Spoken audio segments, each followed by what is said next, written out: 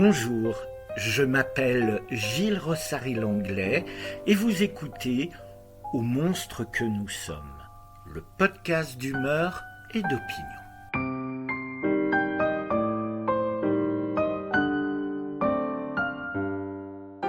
Le privilège blanc, notre histoire en question. Podcast en 4 épisodes, 2e épisode de l'opium au fentanyl.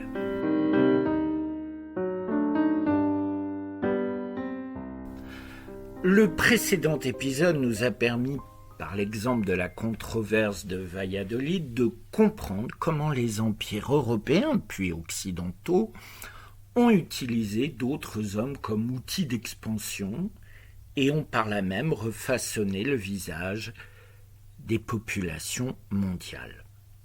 Et malheureusement, il n'y a pas eu que Valladolid.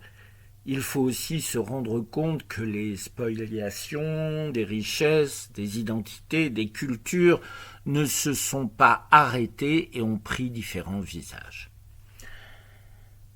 En parlant de visage, il en est un qui me hante. Un visage en pleurs, un visage se cachant derrière une main.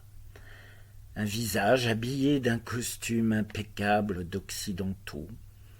Un visage entouré d'autres visages qui ne lui accordent aucune attention, ni même gêne et encore moins d'empathie. Un visage qui cache ses yeux pour ne pas voir le document qu'un secrétaire d'État américain de la première moitié du XXe siècle paraphe. Ce visage. Cet homme se nommait Georges Gillette et une photo immortalisa l'instant où en 1948 le gouvernement américain venait officiellement de spoiler à lui et aux communautés qu'il représentait en cet instant leur terre. Car le refaçonnage de notre monde par nous occidentaux ne s'arrêta pas avec l'abandon de la traite négrière, loin de là. Et dans cet épisode, nous allons voir que nos volontés hégémoniques savent utiliser tout ce qui est à portée de leurs mains. De nos jours, lorsque nous repensons redécoupage de territoire, nous ne visualisons que quelques cas possibles. Les 3 principaux sont la guerre, le commerce et la politique. Tout d'abord, la politique. Que cela soit à la petite échelle, comme l'absorption de petites communes, par d'autres plus grandes, par des voisins. En exemple, vous savez, Paris a de plus en plus d'arrondissements. Mais cela se passe partout en France et dans le monde. Sur une autre échelle, on a vu en France apparaître les départements en 1790. Par décision politique. Et plus proche de nous, c'est en 2014 que furent créées les nouvelles, les nouvelles grandes régions dans notre pays. Ensuite, le commerce, la vente de terrains, de parcelles, de forêts et parfois de beaucoup plus grandes étendues sont monnaie courante dans le monde. Mais il y a aussi les concessions temporaires, locations et autres contrats, et ce sont souvent les accords autour d'espaces disputés pour leurs ressources ou emplacements stratégiques qui donnent lieu à des conflits, parfois légaux, administratifs et trop souvent armés. Et nous en venons évidemment à la nature si belliqueuse de l'être humain. Et donc, la guerre. Si elle peut être commerciale, culturelle et j'en passe, celles qui marquent tous les esprits sont celles qui deviennent des conflits armés. Et l'un des derniers grands découpages à la hache du monde dans lequel nous vivons actuellement, est issu de la fin de la dernière guerre mondiale, celle de 1939-1945 et de sa fameuse conférence de Yalta en février 1945. Là, les vainqueurs de cette guerre se partagèrent le monde, rien que cela. Car les empires coloniaux n'étaient pas encore si dispersés. L'Europe de l'Ouest dut se séparer de territoires conservés depuis des siècles, conservés mais aux dépens des populations locales. Les deux ogres vainqueurs de 1939 et 1945 furent les USA et l'URSS. L'Angleterre était le prince consort à qui, tel un canidé, on jetait quelques morceaux en guise de récompense, et la France vint ramasser les miettes restant autour de la table. Les anciennes colonies des Amériques du Nord, formant maintenant les États-Unis, nous rendaient la monnaie de la pièce que notre arrogance avait générée. Quant à la Russie, pourtant elle aussi européenne, elle n'avait pas non plus oublié les comportements cavaliers de nos pays de l'Ouest de ce continent. Il en va ainsi, dans la grande valse des dominés et des dominants. Jamais un affront n'est oublié, et lorsque les forces s'inversent, au lieu d'aller de l'avant, le règlement de vieilles dettes devenues caduques devient impérieux, si bien qu'une humiliation est payée par une autre humiliation. De fait, les cercles vicieux ne sont jamais brisés. Or donc, après 1945, l'ancien monde, notre bonne vieille Europe de l'Ouest, rentrait dans une sorte d'état post-traumatique et laissait aux deux géants le loisir de s'approprier notre planète. Après les blitzkrieg, les bombardiers, les V2, les camps de concentration, les bombes atomiques, voici la guerre froide. Les deux camps se faisant face à face, deux visions du monde opposées. Vraiment, cette question est actuellement primordiale, car est resté le fantasme du bloc des non-alignés et qui se déploie encore et toujours et qui tourne à fond depuis la guerre en Ukraine. Je m'explique. Lorsqu'en février 2022, la Russie est entrée en guerre avec l'Ukraine, on a pu constater que l'unanimité dans le monde ne fut pas la règle quant à condamner la Russie et la mettre au banc des nations. On a pu voir Chine, Inde, mais aussi Brésil et autres pays d'Amérique du Sud et la majorité des pays africains ne pas s'aligner sur l'Europe.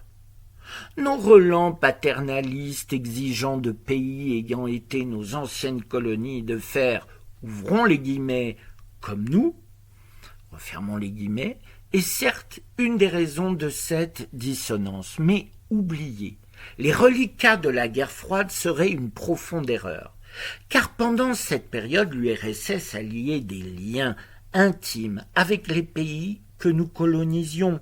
Déstabiliser nos empires était une stratégie gagnante-gagnante. Elle nous affaiblissait et leur ouvrait ce que nous exploitions dans ces pays. Vous la voyez, la carotte? Désolé de mon expression, des plus imagées. Mais que dire d'autre? Les conséquences de cette guerre froide. Des pays feront des révolutions populaires, d'autres des coups d'État militaires, certains croiront à la transition démocratique, beaucoup tendront leurs mains pour recevoir des aides, mais le résultat sera le même. Oui, le même. Un empire dirigé par les Blancs prendra ou gardera le contrôle sur les destinées de milliards de gens aux couleurs de peau, aux ethnies différentes. Comme une sorte de syndrome de Stockholm, les pays se voyant non alignés viennent au secours de la Russie en réaction à l'impérialisme occidental, alors qu'au temps de l'URSS, ils furent eux aussi mis au pas, et cela encore et toujours par une ethnie blanche, se vivant comme supérieure, ici les Russes. Je sais, vous me considéré comme un traître à ma race, ou du moins bien trop critique, et que nous ne sommes pas si monstrueux, et que cela ne nous concerne pas. En premier, si dénoncer génocide, horreur et injustice de l'histoire et du présent est être un traître à ma race, un woke ou que sais-je, eh bien je considère cela comme un devoir et même une médaille. En second, ce privilège blanc que je vous expose est toujours actuel. Je précise aussi et surtout que ce que je développe ici étant un fait sourcé par un nombre, stratosphérique d'études scientifiques, et donc à expliquer et non plus à être prouvé. Quant à le dénoncer, les lois contre les discriminations dans notre pays devraient pour cela suffire, mais non. S'il continue à faire tant de ravages, c'est bien parce qu'il est une force gigantesque à l'œuvre que beaucoup ne savent reconnaître et ainsi le combattre ou du moins le débrancher.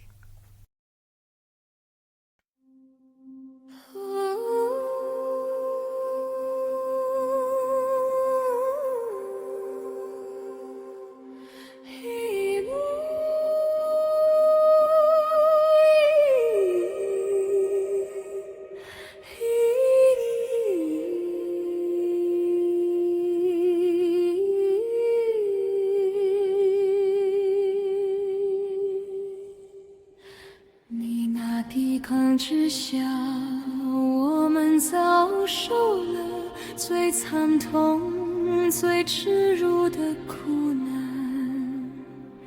西风之下，金属降临，东风之下。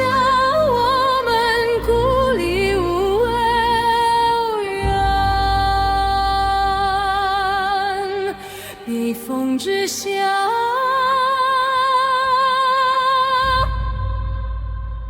我们的人民血泪交织。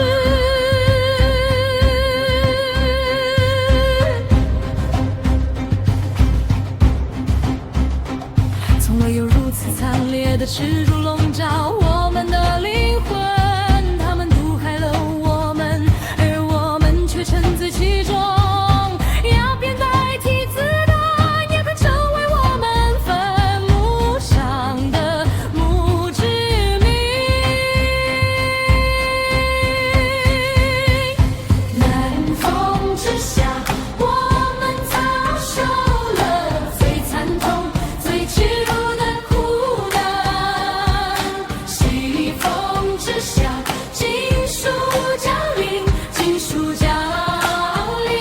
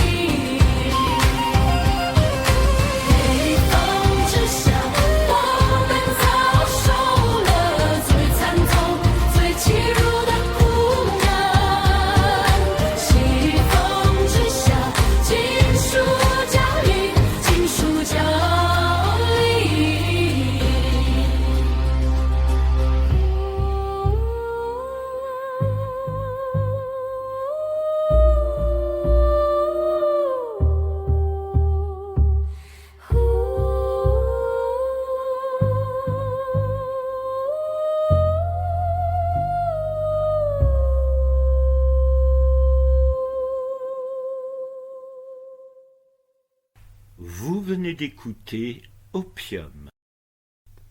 Mais revenons au pays que nous avons démoli, et je joue ici d'euphémisme tant ce que nous avons fait est immonde, et aurait dû disqualifier de tout droit à faire quelque leçon que ce soit dans le concert des nations les pays auteurs des atrocités dont je vais vous parler. Et si nous abordions la Chine pour exposer du pendant des comportements colonialistes blancs, je suis certain que beaucoup d'entre vous me lanceront « Et les Ouïghours ? On en parle des Ouïghours !» Si le sort de cette ethnie est dramatique, nous pouvons justement constater le silence assourdissant sur ce qu'ils endurent, non ? Quelques individus vont le mentionner, mais si peu, si discrètement, si ponctuellement. Pas de manifestations monstres, pas de sitting dans les universités, pas d'artistes lançant pétitions et appels, pas de J'accuse, pas de Zola. Alors pourquoi ces 2 poids 2 mesures ? Les raisons sont nombreuses et toutes peuvent nous couvrir de honte. Premièrement, en ce qui concerne l'Europe, les habitants, nous sommes traumatisés par les divers attentats qui se déroulèrent et se déroulent encore dans les pays de notre communauté. Je parle ici d'attentats islamistes. Comme ils sont instrumentalisés afin d'amplifier nos peurs, et cela par de trop nombreux partis politiques européens, nous n'arrivons plus, et je l'espère temporairement, à donner notre empathie à des peuples musulmans. La confusion entretenue par les partis xénophobes entre islamistes et musulmans est telle que dans l'inconscient de trop nombreux d'entre nous, le sort des Ouïghours est vécu comme une sorte presque de justice pour ce que nous connaissons dans nos pays. L'autre élément relativisant est le fameux ratio distance concernée. En somme, plus les événements se passent loin ou en des lieux peu connus, plus notre indifférence est grande. Vient aussi l'horrible identification. Pour résumer ce biais de notre cerveau qui est ici plus qu'honteux, nous allons éprouver plus d'empathie pour des gens qui nous ressemblent et ont des similitudes civilisationnelles. Pour être direct et à vomir, les Ouïghours ne sont pas blancs, pas chrétiens et ont des modes de vie qui ne sont pas les nôtres. Alors, on s'en fout. Ce que je dis peut sembler choquant. Pourtant, les sondages réguliers, les études sociologiques, psychologiques démontrent ce fait. L'humain est un animal social qui est beaucoup plus bon que mauvais. Mais les constructions de nos sociétés actuelles tendent à nous éloigner de notre vraie nature et l'indifférence, l'égoïsme et l'égotisme gagnent partout la mise sur notre humanité. Mais alors pourquoi parler de la Chine plutôt que du génocide des Rohingyas au Myanmar, des populations du Darfour en Éthiopie, de la situation cataclysmique d'Haïti ou en Palestine? Tout simplement car ce qui se joue autour de la Chine est la synthèse de la problématique, des conséquences, de la vision et du comportement que nous avons eu, nous blancs, et qui continue à façonner et empoisonner notre monde actuel. Et pour commencer dans le sale, le sordide, l'immoral, le criminel, connaissez-vous les guerres de l'opium en Chine? Je vous laisse lire sur ce sujet la nombreuse littérature existante. Mais pour résumer, au XIXe siècle, la balance économique entre la Chine et l'Angleterre était de manière écrasante au désavantage de l'Angleterre.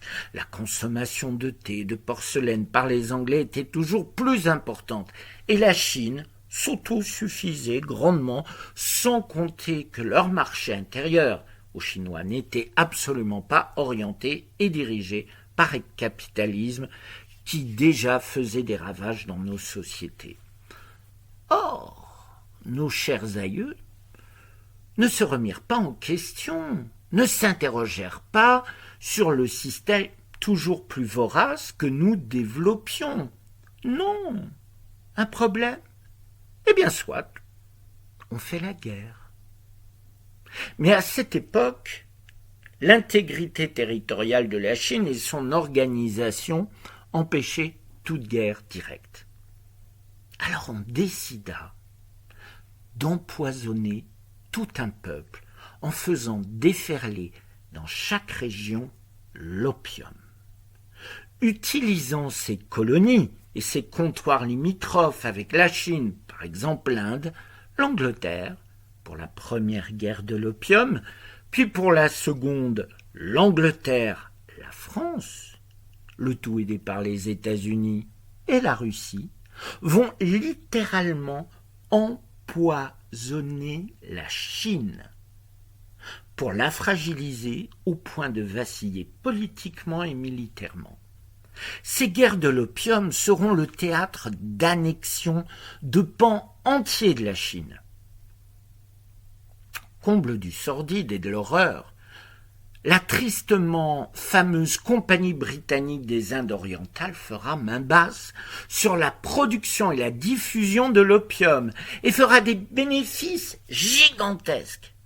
Vous entendez bien, nous avons détruit la stabilité, l'intégrité d'un pays pour nos affaires. Nous avons rendu toxicomanes des gens innocents pour nos business.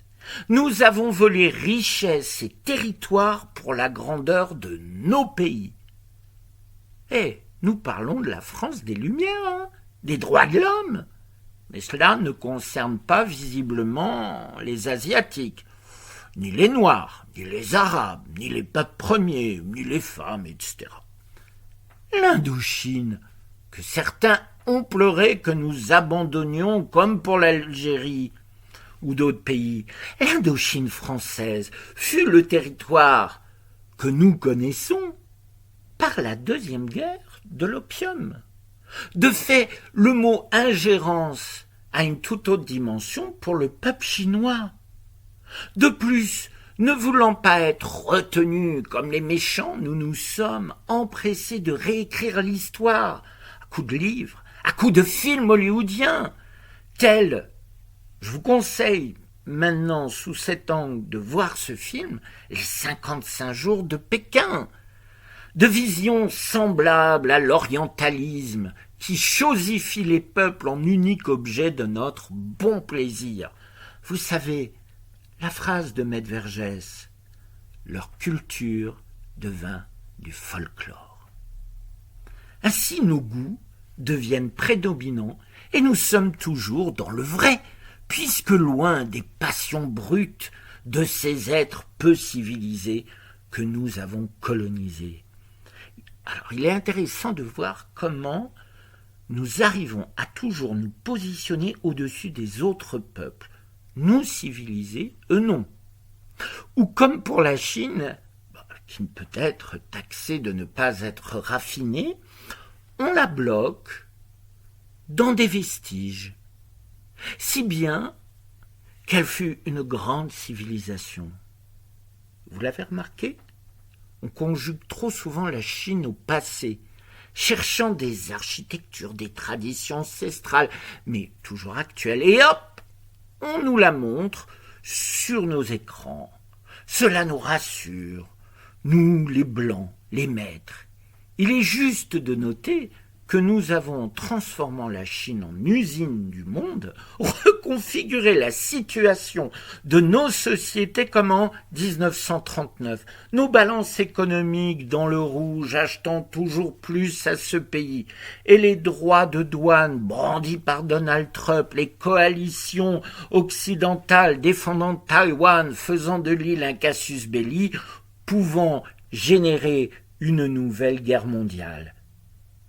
Définitivement, l'être humain n'apprend rien.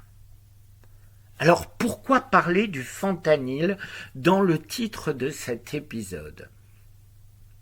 Je pense que vous avez tous entendu parler de ce médicament trop prescrit par les médecins américains à qui les fabricants du produit avaient menti sur sa dangerosité. En effet, il génère une addiction similaire aux drogues dures du genre héroïne, crack. Cet opiacé, présenté comme ayant une durée longue sur la douleur, c'est-à-dire, je crois que ils vendaient ça pour 12 heures, n'en fait qu'un effet sur 7 à 8 heures. Cela occasionne la surconsommation du produit, qui s'avère aussi être générateur d'une grande dépendance. Selon les Centres pour le contrôle et la prévention des maladies américains, ce sont 645 000 Américains morts d'une overdose causée par des opiacés prescrits ou vendus illégalement entre 1999 et 2021. Oui, plus d'1 demi-million.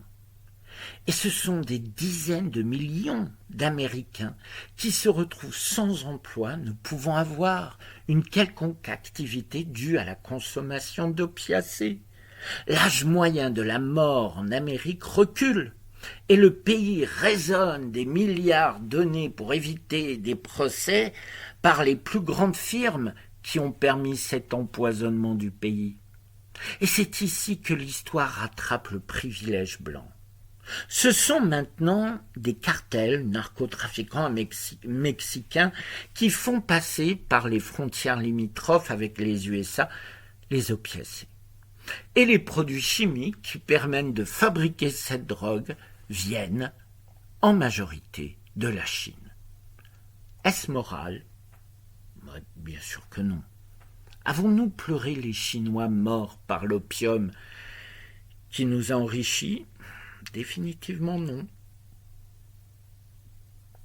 Est-ce une stratégie immorale de décider d'empoisonner un peuple comme nous l'avons fait? Non, certainement non. Mais l'exploitation certainement cynique d'une opportunité. Mais alors pourquoi les USA n'entrent-ils pas en guerre contre la Chine? Mais pour l'argent, bien sûr. Une grande partie de la dette américaine était entre les mains de la Chine. Si les USA ont pu pavaner ces dernières décennies, c'est uniquement en laissant la Chine acheter sa dette. En 2020, la Chine s'est débarrassée de la dette en grande partie américaine pour acheter de l'or. Mais il reste le dollar et la Chine dispose de telles réserves de billets verts que si elle décidait d'en remettre une partie sur le marché des devises, le dollar dévisserait et les États-Unis ne s'en remettraient pas. Le géant au pied d'argile que sont les USA sont notre propre reflet. Nous avons façonné un monde qui nous échappe. Nos replis et sorties identitaires en sont un des symptômes d'un racisme qui nous emporte et que nous avons intégré de manière systémique dans notre société. Et ce sera l'interrogation du prochain épisode intitulé « La systémie en boutonnière ».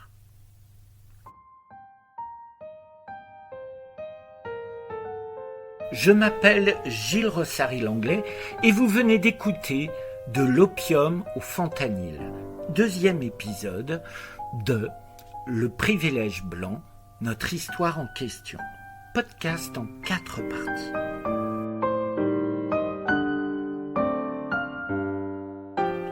Au monstre que nous sommes, le podcast d'humeur et d'opinion.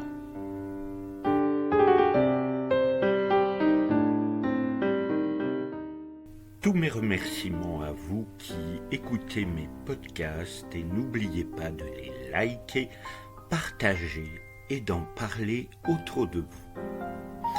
Merci au photographe Laurent d'Oliveira pour la photo originale. Montage photo grâce au logiciel Banana et Imagen. Vidéo et présentation des épisodes réalisés grâce au logiciel VO3, Agen et Canva. Musique du générique composée et interprétée par Ndong. Interlude musical, texte de Gilles Rossary-Langlais, composition Gilles Rossary-Langlais et le logiciel Suno, interprétation par le logiciel Suno. Écriture et lecture du podcast Gilles Rossary-Langlais. Au monstre que nous sommes, le podcast d'humeur et d'opinion.